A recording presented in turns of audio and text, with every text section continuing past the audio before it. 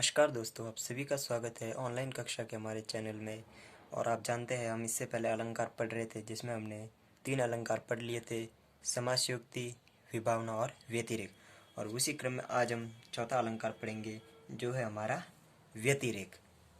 तो जैसे कि आप सभी जानते हैं, हाल फिलहाल तो 12वीं और 10वीं के बोर्ड एग्ज़ाम स्थगित कर दिए गए हैं, किंतु ये होंगे, ये बात तो बोर्ड ने जाहिर कर दी है। तो अभी हम पढ़ाई न छोड़ते हुए इसे वैसे ही कंटिन्यू रखेंगे जैसे हम पहले कर रहे थे।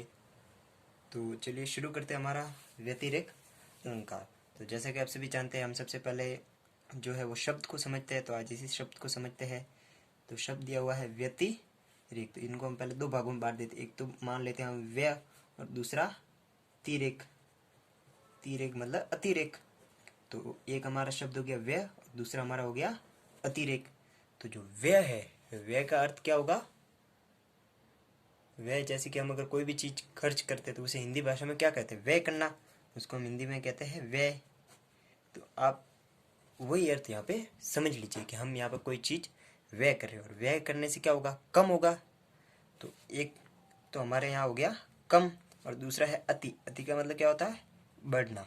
तो यहाँ पर ये जो अलंकार है, इसमें क्या होगा कि एक का मतलब मान कह सकते हैं, या एक की तुलना।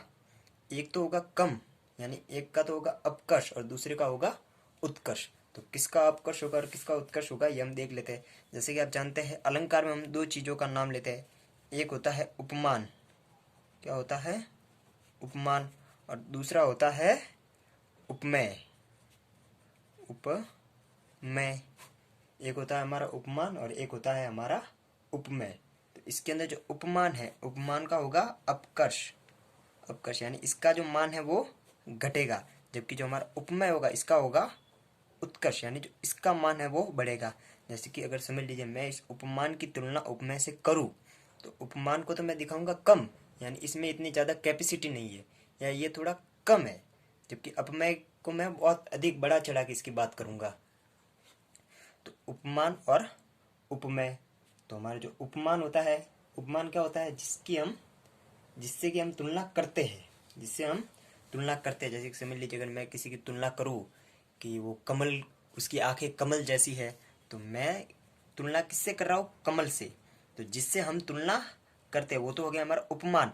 उपमान को आप ये समझ लीजिए, हम किसी को जैसे उपाधि प्रदान करते हैं, किसी को उपाधि प्रदान करते, तो वही हमारा हो गया उपमान। हम किसी को एक उपमा दे रहे हैं। और उपमेय यानी जो उपमा को ग्रहण कर रहा है, हमारी जो उपमा है उसको जो ग्रहण कर रहा है, वो हो गया हमारा उपमेय। तो उपमान और उपमेय हो गया। तो क्या होगा हमारा? उपमान का अपकर्ष और उपमेय का उत्कर्ष। तो व्यतिरेक की परिभाषा भी देख लीजिए। जहां गुणों की अधिकता, क्या कह रहा हो? जहां पर गुणों की अधिकता या विशेषता, गुणों की अधिकता या विशेषता के कारण उपमान की तुलना में, उपमान की तुलना में उपमेय के उत्कर्ष का वर्णन हो। लिख देता हूं यहां पर, जहां गुणों की अधिकता, जहां गुणों की अधिकता के कारण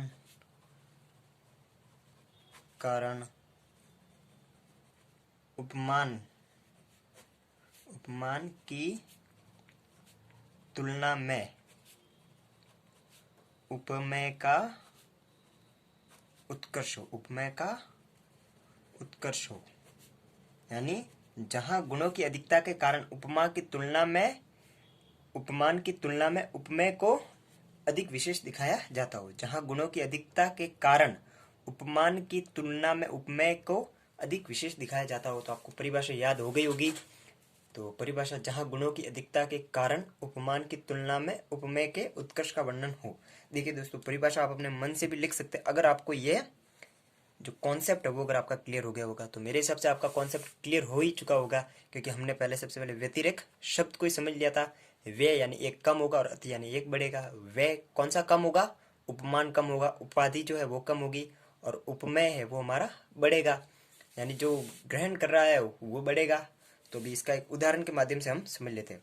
तो उदाहरण ये दिया हुआ है, सिंह मुख, सिंह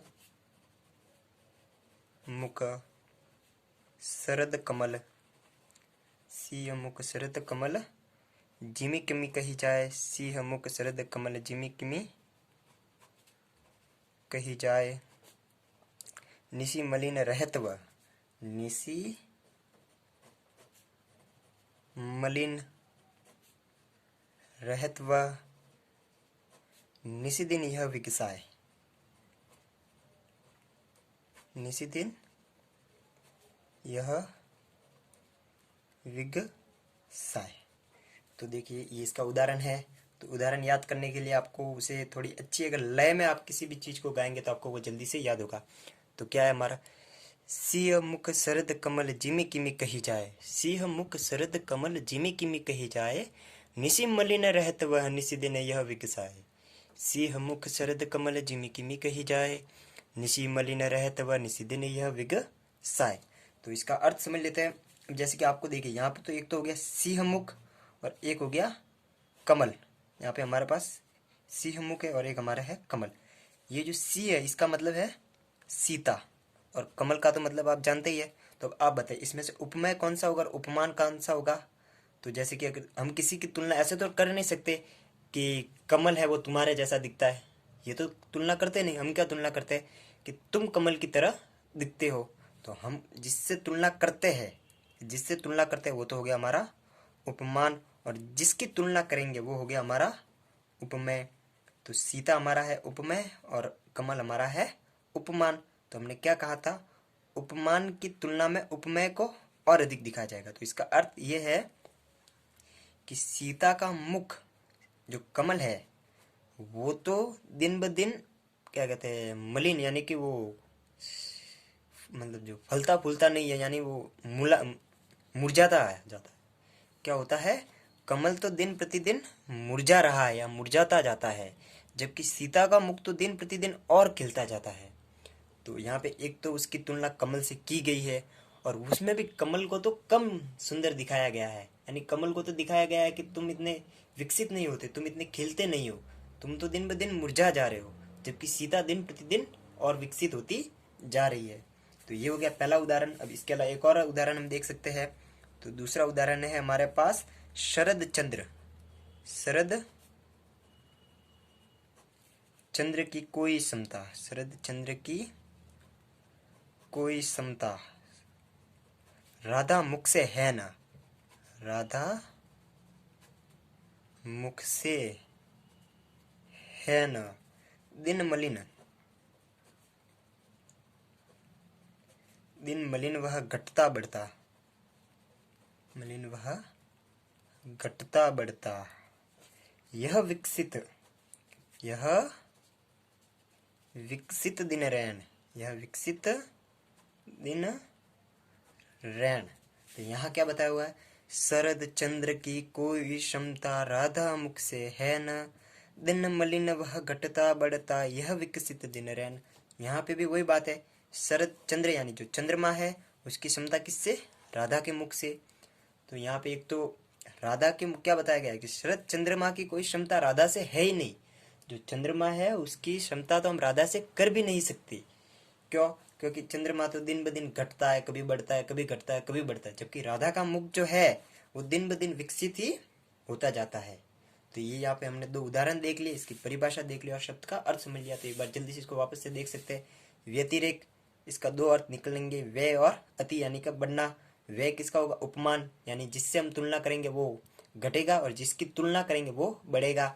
यहाँ जहाँ गुणों की अधिकता के कारण उपमान की तुलना में उपमेय के उत्कर्ष का वर्णन हो, यानी जहाँ गुणों की अधिकता के कारण उपमान की तुलना में उपमेय को अधिक दिखाया गया हो। जैसे पहला उदाहरण था हमारा, सिंह मुख शरद कमल जिमि किमि कही जाए, निशि मलिन रहत वह निशिदिन यह विकसाए। दूसरा है शरद चंद्र की कोई क्षमता राधा मुख से है न, दिन मलिन वह घटता बढ़ता, यह विकसित दिन रैन। तो यहाँ पे एक को कमल को नीचा दिखाया गया और दूसरे को चंद्रमा को। तो ये हो गया हमारा व्यतिरेक अलंकार। इसके अलावा हमारे पास एक और अलंकार बचता है जिसका नाम है प्रतिप। तो वो हम कल देखेंगे। और इससे पहले वाले आपको एक बार पहले वाले अलंकारों का रिकैप ले लेते हैं।